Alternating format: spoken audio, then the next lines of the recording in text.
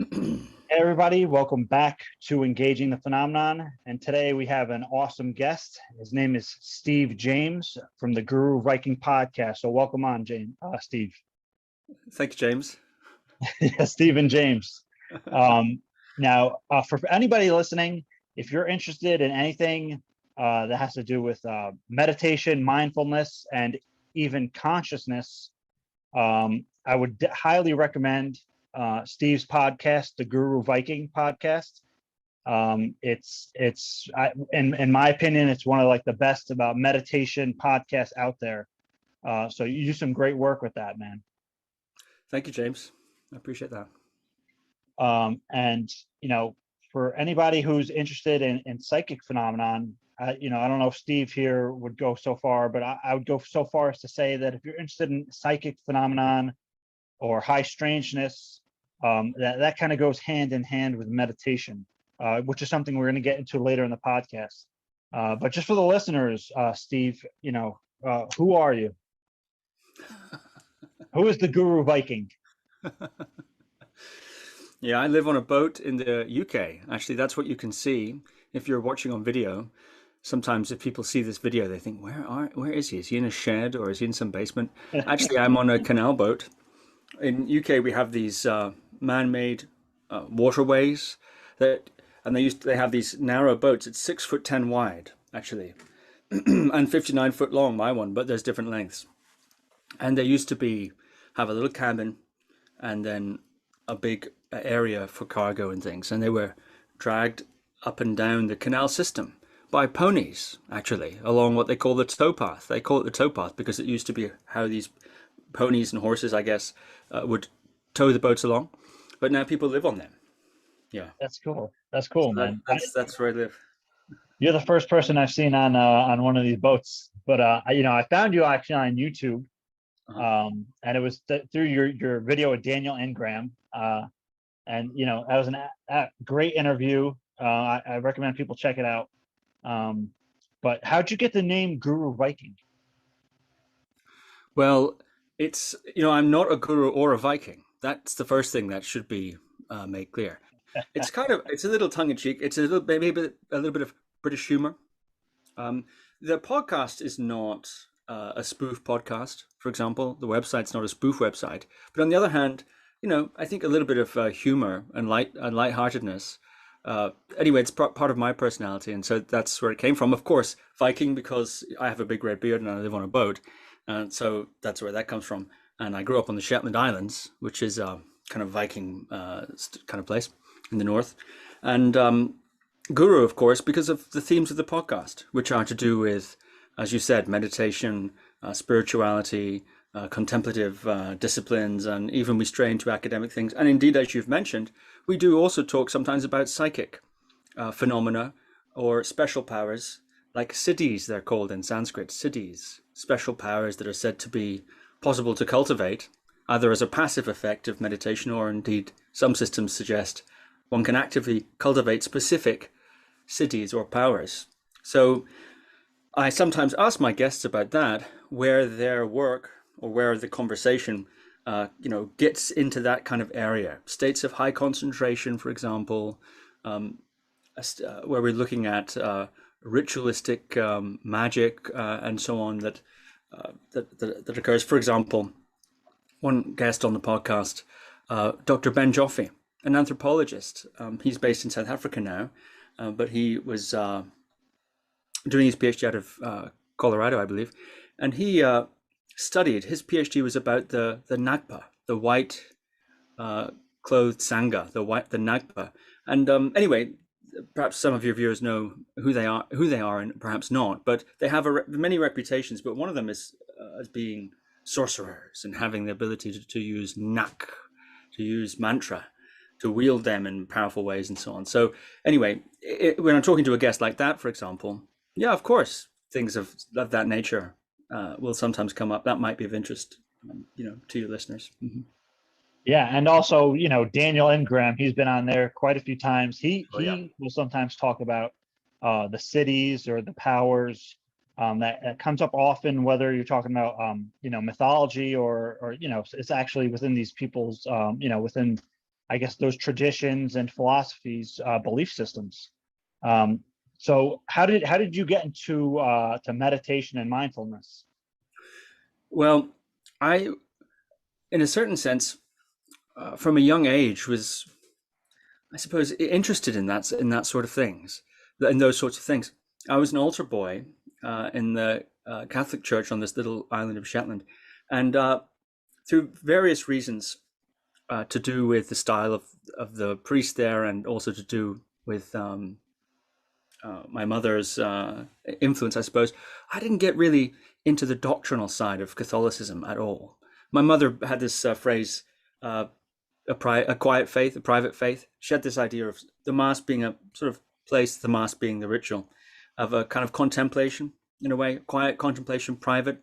So often I think when people think of organized religion, it's sort of a bunch of people getting together to celebrate that they all agree on thinking things the same way, they have shared doctrines and so on. But that wasn't the case for whatever reason, this confluence of reasons. In my particular upbringing, I mainly participated in it as a sort of ritual. And the altar boy, perhaps your viewers will know, walks around doing, carries candles and carries cups and so on and so forth. And it's preordained. It's a choreographed ritual. And so I really loved that. And I found in the choreographed movements of that over quite some years, access to a sort of, I suppose you could say, spiritual or contemplative or quiet, kind of transcendent almost dimension with various different states. Also, at the same time, around the age of 5, I started practicing karate. Yeah. And we did meditation there as well. We, would be sparring and doing things and getting very tired out. And then suddenly we would sit down in Seiza, which is the word they have there for kneeling. And we'd sit down in a kneeling position, and we'd try to do various breath control things when we're, already laboring for breath and etc. Or we'd hold postures for, extended periods of time. I mean, probably only a couple of minutes, but when you're 5 or 6, it feels like, you're in a Jean-Claude Van Damme movie. And I totally loved that. And so I'd read lots of things about martial arts, and I was super into it. And from there, of course, naturally one discovers Asian religious systems and philosophies like Taoism and Buddhism and Hinduism and so on. And then naturally, of course, one reads about meditation methods, etc. So I had an interesting early exposure, I suppose, to that way of thinking. Mm-hmm. Yeah, that's awesome. Was there a particular system that you started out with, like Zen or anything? Well, I suppose really Christianity. Okay. I suppose if we are talking about systems, that system. Now, there are contemplative strands in Christianity. There are contemplative orientations, meditation techniques and approaches and so on. But I don't think they're emphasized a great deal in most people's experience of Christianity. Say if they grew up in a Christian context, not often is this contemplative aspect emphasized. At least that's what I've just found, talking to all kinds of people, many of my guests actually, who go on to become Zen priests or, Buddhist lamas or Hindu this and, Taoist masters and so on. Many of them, of course, growing up in America and Europe, did grow up in a Christian context, and they yearn for that contemplative. They found their Christian context to be just rules and hypocrisy and all the bad things about organized religion, and so they went looking for something deeper, something more, I suppose, mystical or contemplative. Christianity has that, but it's sometimes rather well disguised. Let's put it that way, for various historical reasons. Yeah. Well, I mean, because even I guess I was raised Roman Catholic, and maybe in my area or wherever the places that I went, it was more kind of, it felt more like a routine kind of thing. I think when you go into any kind of church or holy place, you can feel there's a difference. But overall, I definitely didn't learn any of the contemplative stuff through Catholicism. But in retrospect, I could see what could be utilized in that way that wasn't obvious at that age or wasn't really taught as part of that tradition. But just to segue a little here, this is somewhat of a UFO podcast. Did you ever have any exposure to the UFO subject? Growing up, you mean? Growing up, or yeah. Or in general, yeah. Or your general impressions, maybe.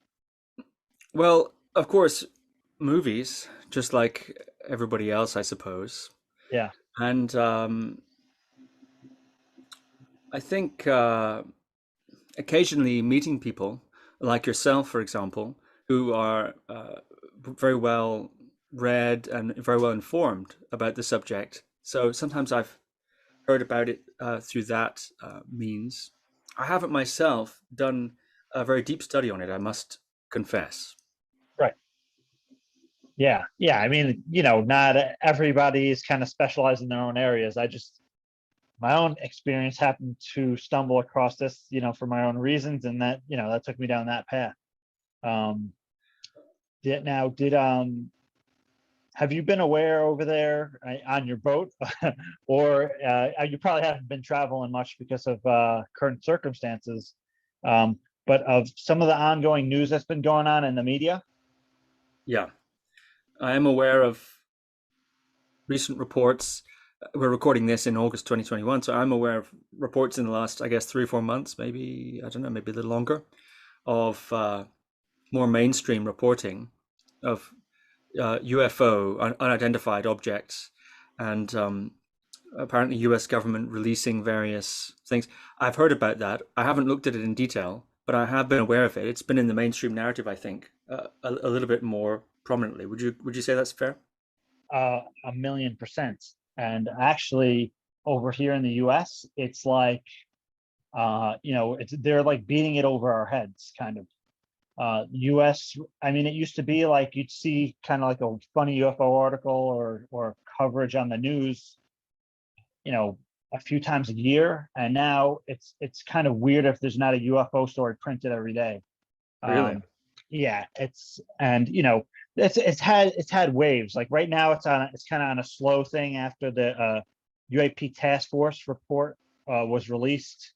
But since 2017, some guy came out, Lou Elizondo, and he said, I was the director of the Pentagon's secret UFO program, and I mean, all evidence pointed in that direction. That hit the New York Times, and there's been a cascade effect ever since. So, just on, obviously, for many of us, again, like you said, we have seen all these movies over the years. When we hear UFO, a lot of times we think of like an alien intelligence or some kind of what they call other, right, or non-human intelligence. When you see the UFO subject and how it's being presented today, what are some of your thoughts on it? Well, like I said, I do think it's a very fascinating subject, but it's not one that I have looked into in any great depth. Off the top of my head, what I am aware of is I know that there are different theories. Now, I mean, you should really tell me the answer to this question because you know about it. But I'll say something and then maybe you can correct me. From what I understand, there are different theories. Of course, there's aliens, coming in flying saucers and so on. I guess that's a standard idea. Or some people, I think, talk about trans-dimensional beings or beings from different times, or so that wouldn't necessarily be from somewhere else in the sense of another planet. It could be from just different dimensions or something, or different times in this planet. I've heard these ideas around. I've also heard ideas about more advanced technology actually available to human beings that is not widely known about, and etc. And so that could explain some of the sightings, some of the reports, and so on. What other things have I heard? People living in the center of the earth and stuff. I mean, I've heard. You heard the mill. Yeah. Yeah, but I don't know. I guess I'm revealing myself to be something of a muggle here. Can you No, give? it's good. I What's mean, the it's story? good. I'm happy to bring you into this conversation, and it's. I mean, I like talking to people, especially people in the mindfulness community. Like, what are some of their thoughts are, or how they're looking at the subject, kind of from the outside. Like, what's going on with this UFO news. So, the first one you mentioned is kind of, I want to say it's the most it's the first thing people jump to, the extraterrestrial hypothesis. So that's basically aliens coming here on ships. Because in this time period, we can kind of relate to that idea. We're off going into space ourselves now. Um, so I'd say that's the most popular. Um, that's the most popular belief. If somebody is to believe that UFOs are real, I'd say like 80% of people believe that it's like extraterrestrials coming in here in spaceships. But the funny kind of thing about that is actually most people in the UFO community, like that are researching it, don't think that in Hmm. some senses. So you'd think like they're kind of like the biggest supporters of that idea. But I think when people take a closer look and you look at some of the cases and the high strangeness, um, they are explaining some things that are occurring that it doesn't even seem like extraterrestrial in some of the things that they're doing, because they're going through walls, and you have the psychic phenomenon, and the objects appear and they disappear, and they seem to go through dimensions, so to speak. But there is within the UFO community, there's a ton of debate. There's no kind of like one thing where you can say like kind of everybody agrees on this. The only thing that most people do agree on is that there's a unknown phenomenon that exists, and I would say most people probably agree, as far as researchers, that it's probably not human made technology. So it's another form of intelligence currently engaging with us, um, which is pretty fascinating. And that's kind of why I wanted to get into some of these other subjects with you, um, because even in different mythologies and philosophies, uh, there's talk about in many religions of humans interacting with some kind of non-human intelligence. In Christianity, they talk about angels, right? And these angels are coming to earth, and they're interacting with humans, so they're essentially some kind of higher beings. um, and I have a friend, Dr. Diana Pasulka, who actually wrote a book called American Cosmic, and she talks about the UFO belief system, and it's really interesting how she puts that out there. um, so but one of the things I wanted to get into with you is like, so you have these UFOs, but a lot of times there's close encounters. So there's all these different kinds of close encounters. Um, and close encounter, another word for it, depending on how close the close encounter is contact. And I'm somebody who's had these experiences, and I could say that some of them are like catalysts to awakening, right? Or what like Daniel Ingram might call like the insight stages. They kind of, you have an experience like that, and it opens your mind up. And if you look at the insight maps, right? Like the rising and passing and all these different things you hear about in the contact literature, actually, and kind of aside from that, near death experiences, right? They kind of, in my opinion, they correlate with some of those insight stages. Um, have you ever come across anything like that? I've certainly heard about things like that, yeah. And you're talking about the Bible, and there are all kinds of uh, encounters that do seem to catalyze profound um, spiritual changes or change of conscience or so on, like the road to Damascus experience, of course, is a kind of iconic one, I think. Saul of Tarsus, becomes Paul the Apostle. Yeah. And that's an example, I suppose. And actually, you're right, in many, many traditions, practitioners, mystics, are said to interact with different beings. Now, they're usually framed, I think, or understood as water spirits or extra dimensional. I'm not sure if that's the right word, or other dimensional entities. Maybe I should say. Well, I don't know what the technical word would be from another dimension. Other dimensional, extra dimensional. They're interdimensional, extra. I mean, we don't even know, right? So yeah, well, from another dimension, like yeah, spiritual, like force ghosts, basically. Like right, in Star right, Wars, you yeah, have to. yeah, yeah, yeah. Well, I, that happens too, and people in dreams and in mystic visions and so on. I'm thinking particularly of Buddhist scriptures, for example, have there's lots and lots of that encounters with all these different sorts of spirits, and I think they're generally seen to be, I'm not, I don't think, I'm not really an expert on that topic actually, so let me not say that, but I'm aware that there's lots of stuff, weird things like that in all the mainline systems that I'm aware of. Yeah. yeah. Well, and if I mentioned Jacques Vallée before when we were talking, and Jacques Vallée, he wrote a book called Passport to Magonia. Well, and number one, he sometimes refers to Fatima as a kind of UFO event, which I don't know. I'm not an expert on that, but there is kind of like a lot of kind of inclinations to that way. I understand where he's coming from. But Jacques Vallée proposes the idea of, maybe all these kind of weird phenomenon, the UFO subject or the UFO phenomenon is just like the most recent kind of understanding of what this actual same intelligence is that has been with us the whole time. So that's a pretty interesting way of looking at that. But now kind of the psychic phenomenon. What is do you have any experience with like the Siddhis or the powers? I don't think so. Of course, I think many of us experience synchronicities of various kinds, or you think of somebody and they call and things like that.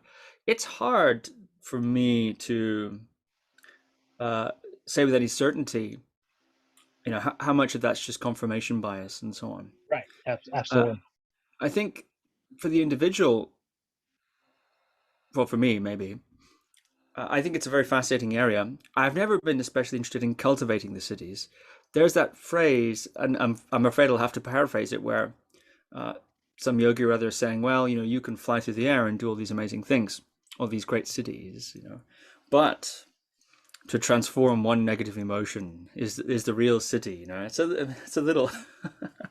Yeah. No, there's a really good one actually, where this I could be botching this up, but there was one monk, and he's sitting there for an extended period of time trying to levitate across the stream, and he's trying. I think he said he's going to sit there for like until he's able to levitate across the stream over there, and then this monk says, "Why don't you just walk over the bridge?" Kind of saying like, it's for what, right? What are you cultivating? Well, I think there are reasons, I think legitimate reasons, if we accept the possibility of those things. There are legitimate, I think, reasons to cultivate them. And I think there are some views. One view, of course, is chasing supernatural or supernormal powers, magical powers of some sort, is a little bit like, I like this idea. I heard Shinzen Young, one of my main meditation teachers, put it like this. We have materialism, right? Materialism, the idea of pursuing wealth or something for its own sake, as if becoming wealthy or famous or something like that will make you happy in itself. It's not to say that it's not good, that you shouldn't be wealthy and famous or whatever, but if you expect that to satisfy you, fundamentally, if you just got more wealth or more money, then you'd be happier. This sort of misplaced faith in that means of achieving happiness, as we call it materialism, right? Not materialism in the philosophical sense, but in the sort of casual cultural sense, as we call it, And it's also the case, it seems, that if one pursues spiritual, psychic powers and so on for their own sake, then as if that's going to do it for you in the same way that somebody else might, covet a Ferrari or something. If only I can have that Ferrari, then I'll be happy. Then you might face the same problem. And it's true that celebrity and rich people, sometimes they say, those rich people, sometimes they're not so happy. Sometimes they are, but they often say the money itself doesn't make them happy. Maybe it allows them certain opportunities to learn things that are, wonderful and all that. But in itself, it's not the thing. They have to have something else. And I think the great adepts of the past tend to say something similar. And of course, I can't speak personally as being a rich and famous person, because I'm neither rich nor famous. But the rich and famous people that we know about, that's what they say. It's not, it's not. They're all, it's not in itself. It's not it. And so I can't speak to having psychic powers and having developed the Siddhis myself. But the wisdom of the traditions tend to say, not that one should trust that automatically, I think one should question that too, but it tends to say, and it kind of makes sense, that if you think that's going to make you happy fundamentally, then you're wrong. But does it mean you shouldn't cultivate them? Not necessarily. And one model is you should get, enlightened or awakened or whatever the model of that tradition is first, or at least, don't make sure to keep doing that, keep progressing in that way, and then develop those capacities and capabilities in order to be beneficial to others and help others and so on. Of course, a very interesting area is those that seem to, and I've met a lot of people like this, that those that seem to have these capacities sort of naturally. They haven't attempted to cultivate them, or like you mentioned, they have some life event occurs, some significant, and then they suddenly find that they have these, it seems to them, capacities awakened. Right. For example, now that's a different story. What do you do then? That's like winning the psychic lottery in a sense, and because they didn't try to do that.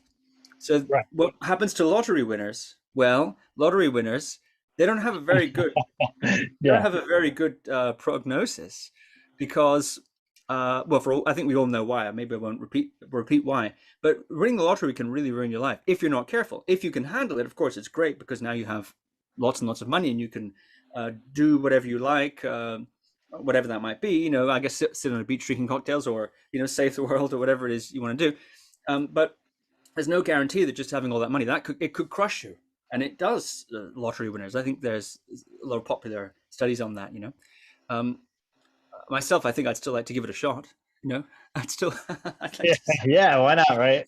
Yeah. But I think also having these sorts of things awaken through some crisis experience, I wonder. I'm just speculating now. I think. Well, I'm speculating, and also I'm thinking of people who have talked to me about it. That it can actually be quite disturbing and require quite a lot of integration and quite a lot of sort of training. They've got to dig themselves out of a kind of, or put themselves back together, or learn to integrate these things. It's not exactly think, well, wouldn't it be great if I could just do this psychic thing and this Siddhi thing, and maybe if you cultivate that, in a sense, you also cultivate certain structures that allow you to hold it. But for those that just have it awakened in them somehow, or seem to have that experience, I think it can be a different story. And so I guess, we talk about Siddhis and psychic things. I think on the one hand, they say it doesn't make you happy in the same way that getting rich doesn't make you happy, but it doesn't mean you shouldn't get rich, and doesn't mean you shouldn't cultivate them. You just got to know what it's for and what it's not for. It seems to be the general idea. And then this other category of people who seem to just win the psychic lottery. What's that like? But I expect a lot of people like that. What do you think of what I said?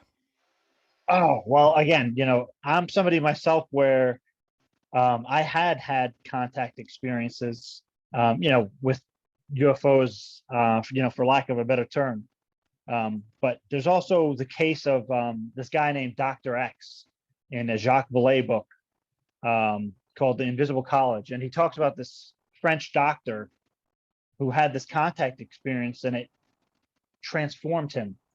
And again, he reported after having this contact experience that it had awakened kind of like not only psychic but spiritual. Like he started having these very deep insights about the nature of reality in the universe, right?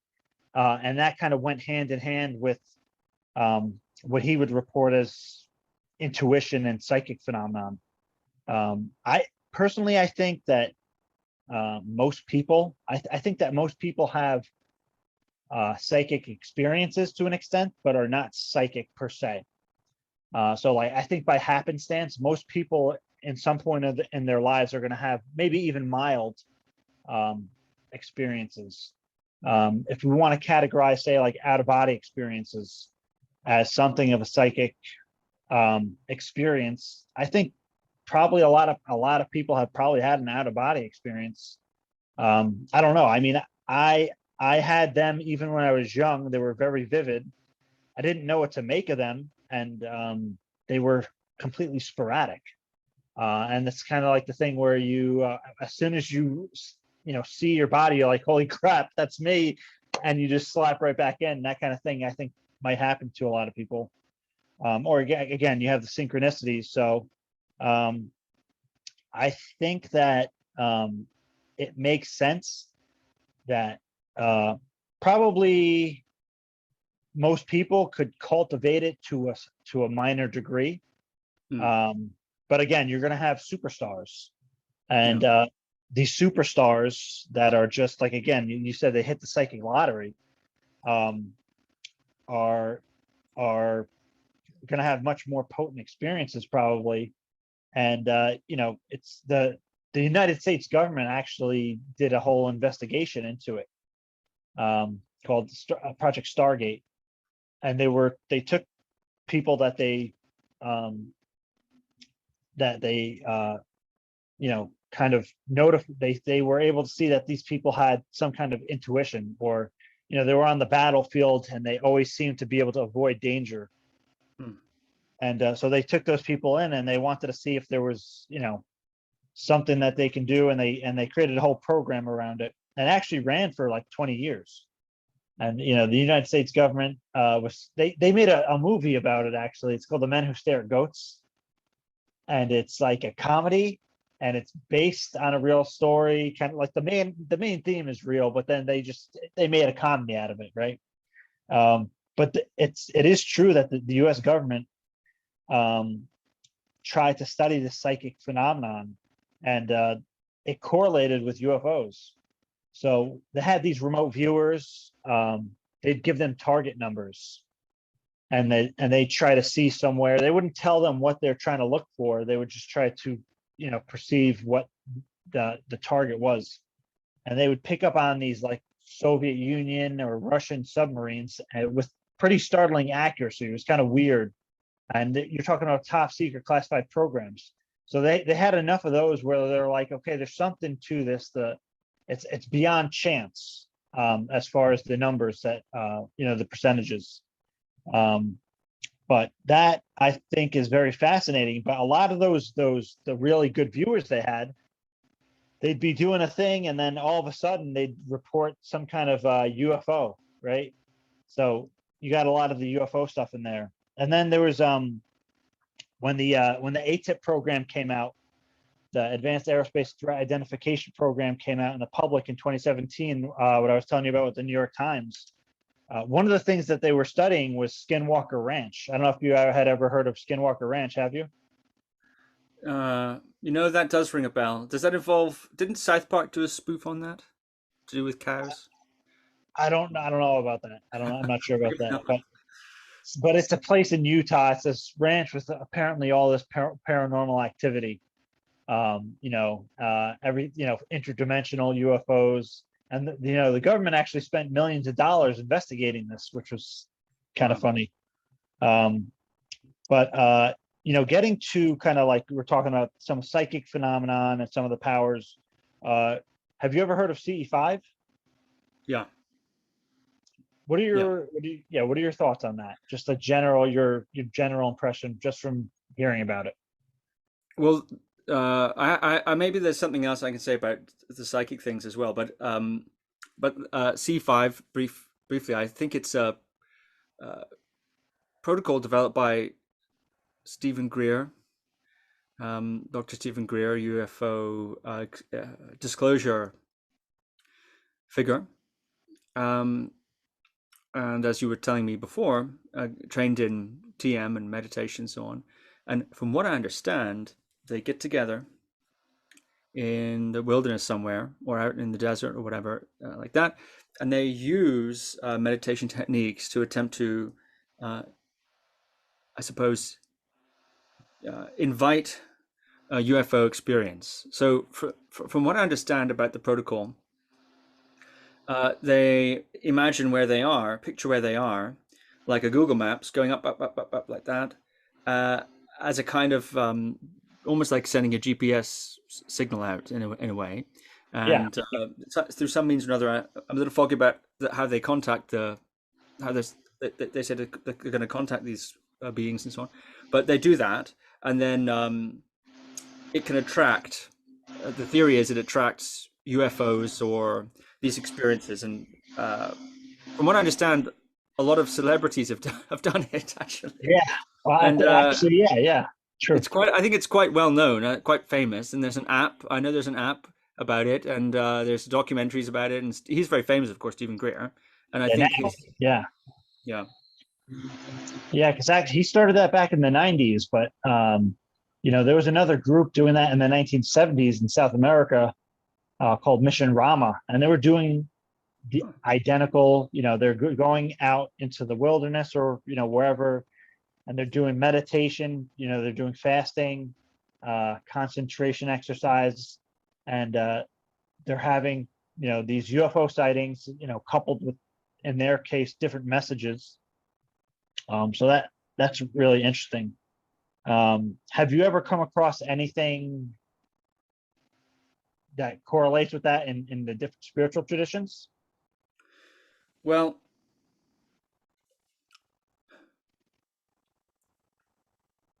yeah, I think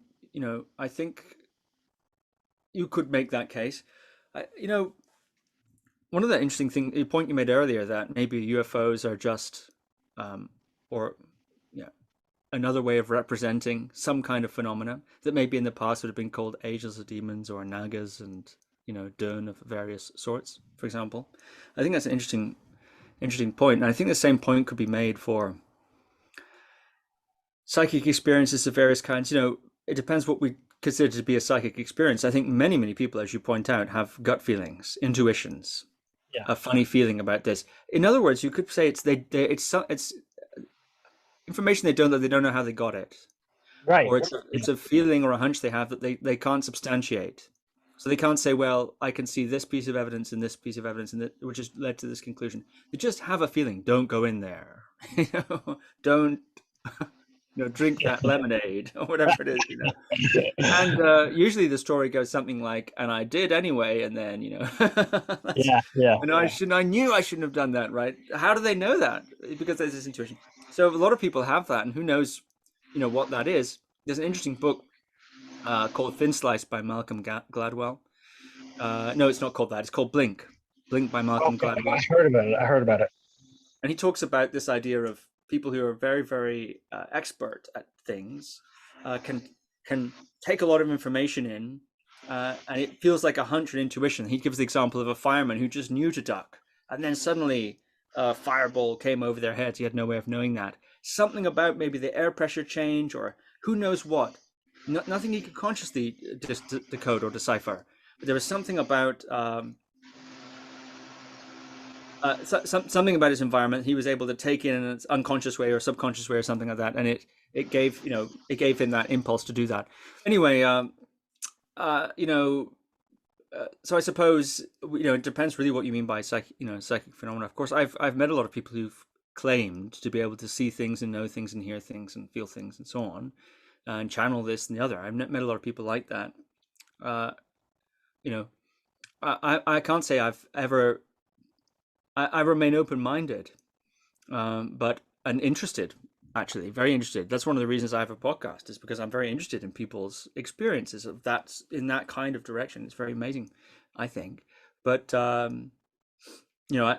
can't say that I say, oh yeah, for sure, this is my theory or something. But in regards to contacting entities through means of meditation and ritual, of course, there are lots of I think examples of that. First of all, Buddhism as an example, I think of Tibetan Buddhism has many rituals and that are routinely done to pacify or ameliorate local spirits of various kinds, offerings given to spirits, offerings given to these archetypal deity figures, and so on. Smoke offerings, for example, offerings of bowls of water, etc., etc. That certainly occurs. Visualizations of various different figures and of ritual offerings or interactions with those figures, or even indeed becoming such a figure. Or I think of also shamanic cultures in which the shaman perhaps becomes possessed somewhat, or channeled in a way. Various different entities, various different spirits, which are specifically identified and channeled. I'm thinking of Mongolian shamanism. I interviewed Glenn Mullen on that subject in one of my podcasts. It was very fascinating how that's done. Or even, you mentioned Daniel Ingram. We talked about, in one of our interviews, about Daniel's not only a meditator, he's also interested in Western occultism. He was we talked a bit about Goetian magic and Enochian magic and so on. And these are means to contact, apparently, specific entities from this pantheon, if you like, or this codex of entities, like the Goetian entities and so on. So yeah, it seems that now I'm not sure how much in common that has with CE5 and its operation, particularly because I'm not, other than what I just mentioned, I'm not so familiar with any more than that about CE5. But I think the idea of contacting through means of high concentration, or through means of incantation, or through means of setting up various different ritualistic environment and ritualistic conditions to contact other beings and for various purposes. I think it is a perennial idea, a commonly seen idea in the wisdom traditions. Yeah, it seems to me. Now, just out of curiosity, so when you were talking about some psychic phenomenon before, you mentioned the book Blink, and I don't know if it's talked about in the book, but there's a phenomenon called perception without awareness. Are you familiar with that? Perception without awareness. Like you're again, maybe that fireman was able to perceive something that he didn't understand how he perceived it, right? But yet he somehow knew. Do you think that that's a large part of what's accounted for psychic phenomenon, or do you think that there's something else going on? I don't know. That's definitely the case that Gladwell makes in Blink. He makes the case that we know a lot of things, we don't know why we know them, but it doesn't mean that just because we don't know how it is we know them, it doesn't mean that there were not factors in the environment that informed us. Right. Okay. Yeah. So I don't know if that would be considered psychic. I mean, it's a little bit of a difficult line to define, I think, in a way. Yeah. But certainly, if someone gives you a grid, it's easier to define the extremes. If someone gives you a grid reference, like the people you were mentioning there in that US program, and you're able to remote view that reference, I think those sorts of studies, I forget the guy's name now. It's a very interesting name quite a cool sounding name. What's the cool sounding name of the guy that was involved in that? Dean Radin or Ingo Swann? Ingo Swann, that's it. Yeah. Yeah. Like that. Yeah. But I mean, to be able to do that, I think they set that up in a way that you couldn't, they attempted, I presume. It's double blind. Yeah. Yeah. To double blind it. So, I mean, I think that's quite interesting. Yeah. Those sorts of, or in Ghostbusters, in the beginning of Ghostbusters, where, is it not Bill Murray? What's the other one? Dan Aykroyd's character is holding up different, symbol cards. I forget what they call them. There's a name for the Zener cards. Yeah. They're called Zener cards. They're like, one has the waves, one has the star, and they actually use those to practice. Yeah. So I don't know what's going on. If we even think about tarot cards or things like that, one way of thinking about those is it's a means of stimulating a different perspective in your own mind. So it doesn't, you look at a tarot spread and you take a perspective based on those spreads. Now, how the practitioner represents that to themselves could vary. the person might be saying, well, I used a tarot spread to help me think, because it allows me new, perhaps even perspectives that I would be resistant to. It forces me to at least consider them, which can give me a greater insight into my situation. But there's no, psychic stuff going on. Some people might think that. Other people might think, the cards speak to me, or I have a gift that, or that the right cards come out, or I have a gift of interpretation. Christians often think that God speaks to them. Actually, that the Lord has told me that I'm going to move to Dallas, or the Lord has told me that I need to do more of this in my life, or people have those kind of hunches which they interpret as direct contact from the divine. In fact, is that psychic? I don't know. Is that the same as a hunch? Well, they certainly wouldn't say so. They'd say it's the Holy Spirit, talking to them and nudging them and guiding them and so on. But a psychic might say it's the Pleiades. They're getting like some sort of download from the Pleiades or something. So I think the way we represent these things is an interesting area of discussion. But then what they actually are, I don't know. Who knows? But there's a lot of things in life we represent inaccurately because pragmatically it works. There's a lot of things that I think we do in life, that a lot of beliefs we hold or ways of operating. I'm talking now in a sort of very mundane sense. Right. That if we were to really be pressed on them, we'd admit that they're a sort of serviceable belief. It helps to think about things this way. Is it accurate? Not necessarily. It doesn't need to be, because it helps you get through the day, or it helps you navigate this or so on. Kind of like a superstition. A little bit like that, but I think we all do that in a sense. Things like it'll all work out, ideas like that, or I suppose you could think of it as superstition, or magical thinking, or irrational thinking, or good enough thinking, or low resolution explanations that I think it's okay to. I think it's unavoidable, perhaps, that our narratives that we operate by they're not going to be the same, exactly matching precisely reality in that way. There's presumably some flexibility there.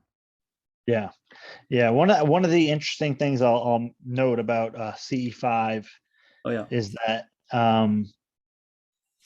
usually a lot of events are subjective, but with CE5 there could be an encounter that becomes objective, meaning multiple people can see it. It's not just the individual misperceiving something in that sense.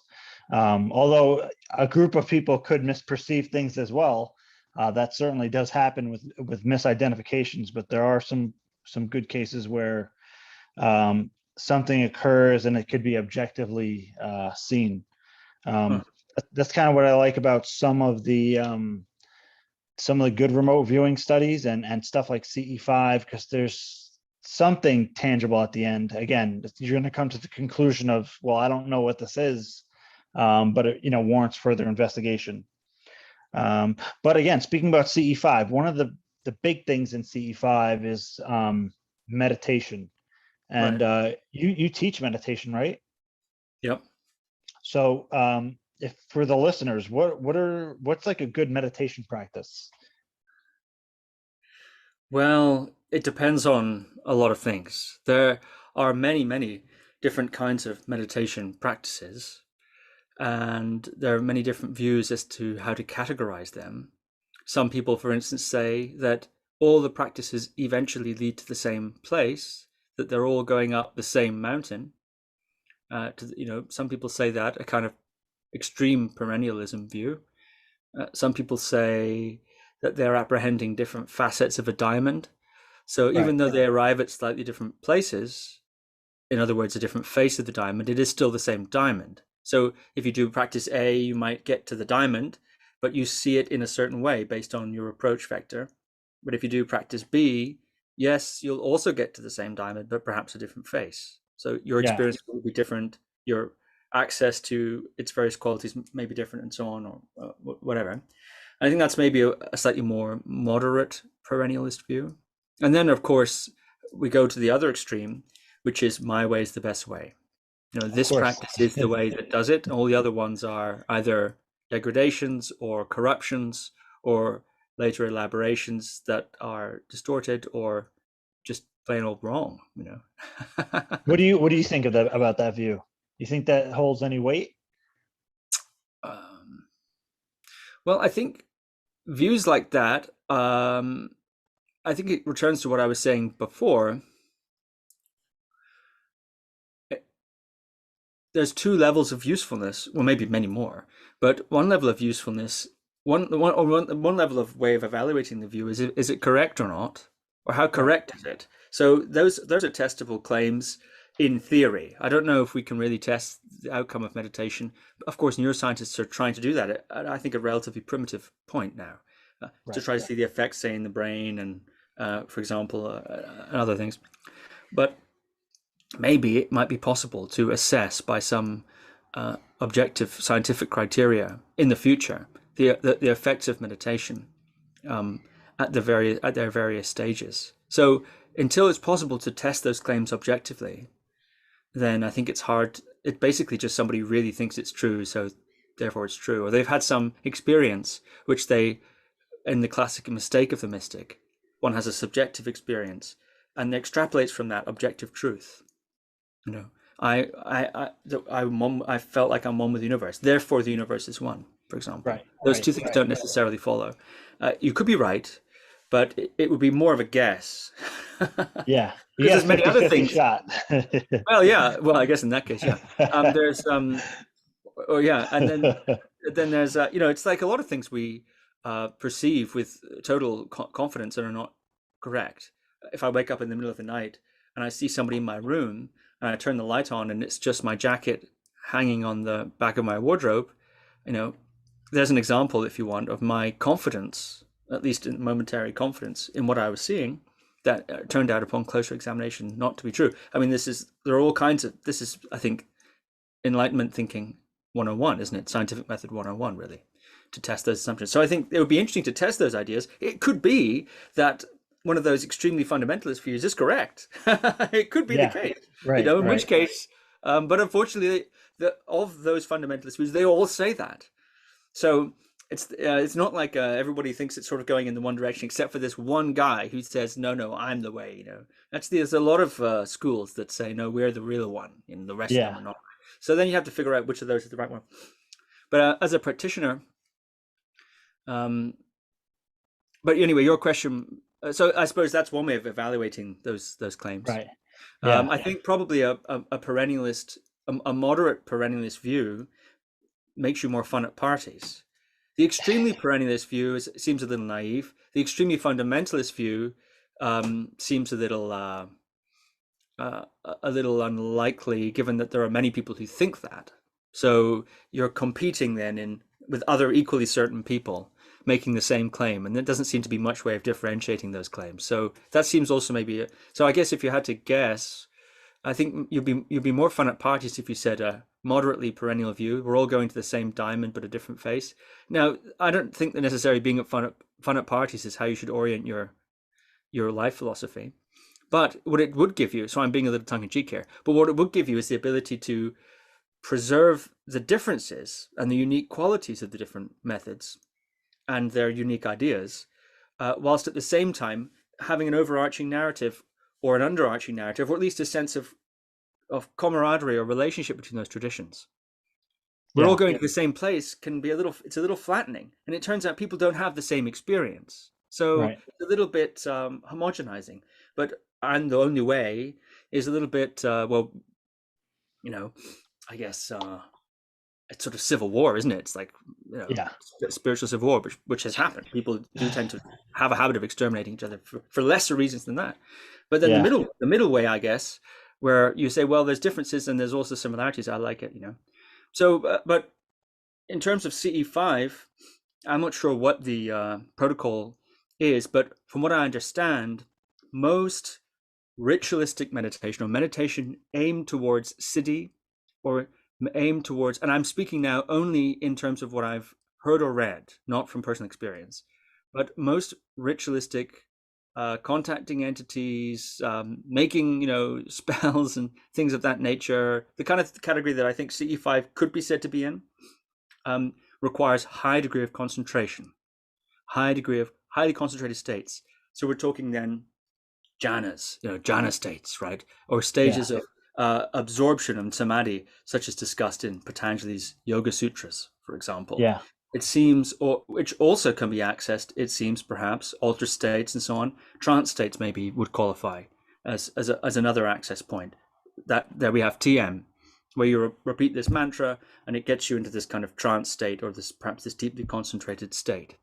A lot of methods say get into a highly concentrated state and then point that wieldy mind towards some task, which could be spiritual investigation, investigating the nature of reality, right? Getting enlightened, okay? Sharpen your axe and then chop down the tree of enlightenment, become, do those things. You can do those enlightenment, investigating reality meditations just from a standing start. But if you get a sharp mind, then it goes better for you. That's what people say. And I presumably, if you had some means of meditatively contacting UFO or conjuring some entity or something, then presumably, or actually it is said that these states of high concentration, getting that wieldy mind, that powerful mind, are a useful prerequisite. A useful prerequisite. What do you think are some but I don't know. I got to emphasize, I don't know. I've never used meditation to contact spirits or UFOs or anything like that. I've never had those sorts of experiences. So I'm now speaking, I will say, and I think that's kind of obvious, right? We're talking here. You know a lot more about this than I do, so you should really be answering your own questions.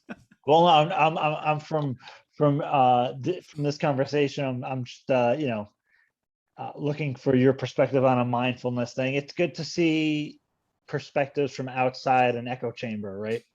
Yeah. And that's part of why I have you here is because I like to have different conversations with people that are not in that echo chamber.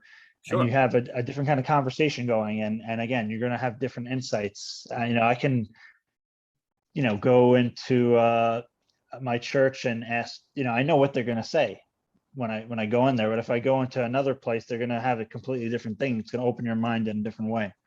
To your listeners, I might be speculating needlessly about things that have already been resolved in their minds or have already been resolved in your community. But I think that's due to my own lack of experience and lack of expertise in the field. So it might be frustrating for people to listen to me hum and ha and wonder and speculate and theorize. Well, I'm not really theorizing. I'm just talking, I guess, musing maybe about things that your listeners probably know the answers as well. If they're also experts or interested in the field that you're also an expert in, then a lot of what I'm saying is going to be they're just going to slap their head like this, do a face palm. No, I don't think that's so. Okay. I could be the guest muggle. The guest. Well, we're gonna have to ask you some tips about that beard eventually, because that's a neglect. Neglect is the main strategy. It's just negligence. Yeah. I'm just I couldn't grow a beard like that if I wanted to. Oh, okay, yeah.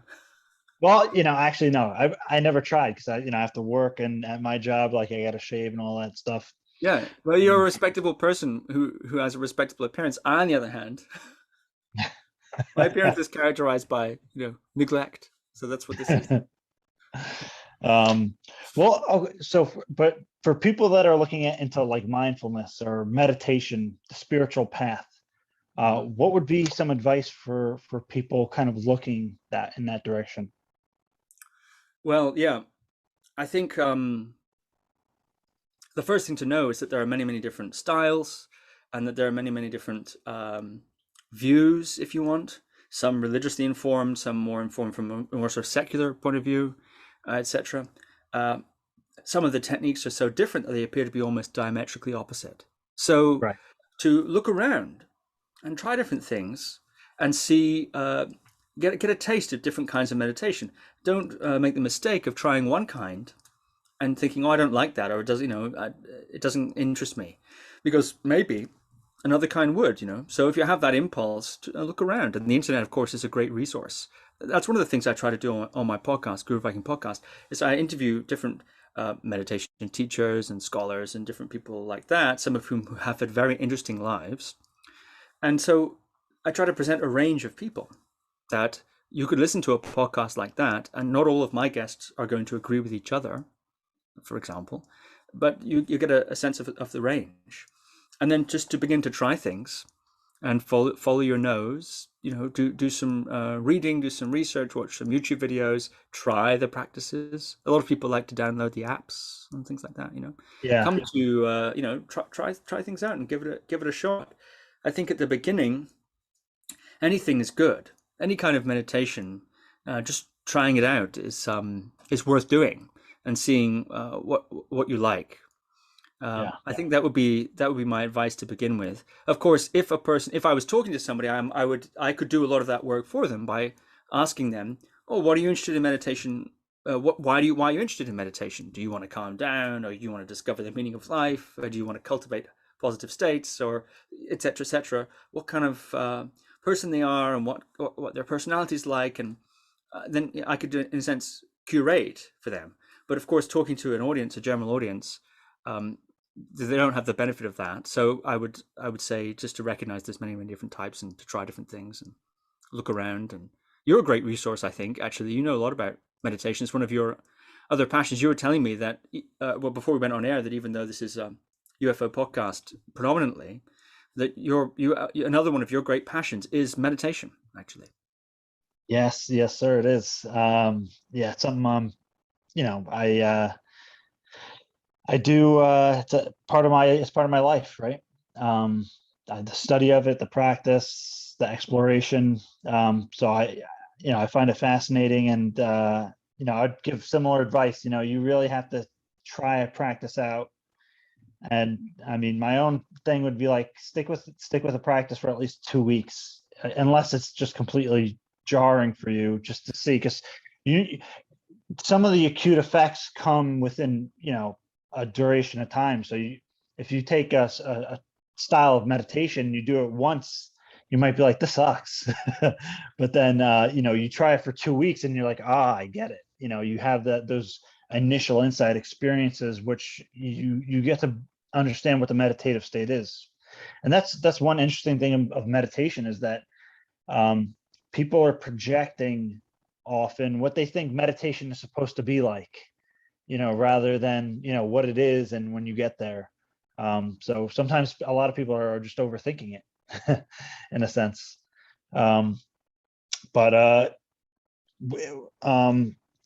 What's something that you would leave for the listeners? So a word of advice, just from anything, just your own inclination.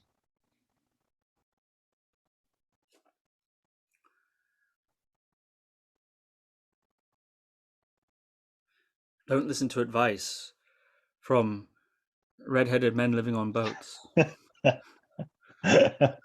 would be my advice. Well, I don't know if I have any advice in a general sense, to be honest with you. It could be meditation. It could be UFOs. Yeah, I mean, I enjoyed our conversation a lot, and we talked a little off air before about your story, which I expect you've told. In fact, I'm aware. I think you've told on your podcast previously. So, I have the benefit of that. If your listeners aren't aware of James's story, I think your YouTube channel has a lot of videos detailing that. It's quite interesting, very interesting indeed. So I've enjoyed the conversation a lot. I'm sorry that I'm not more informed on the UFO subject in details. Like, you can cite these different studies and publish, different things like that. It's amazing.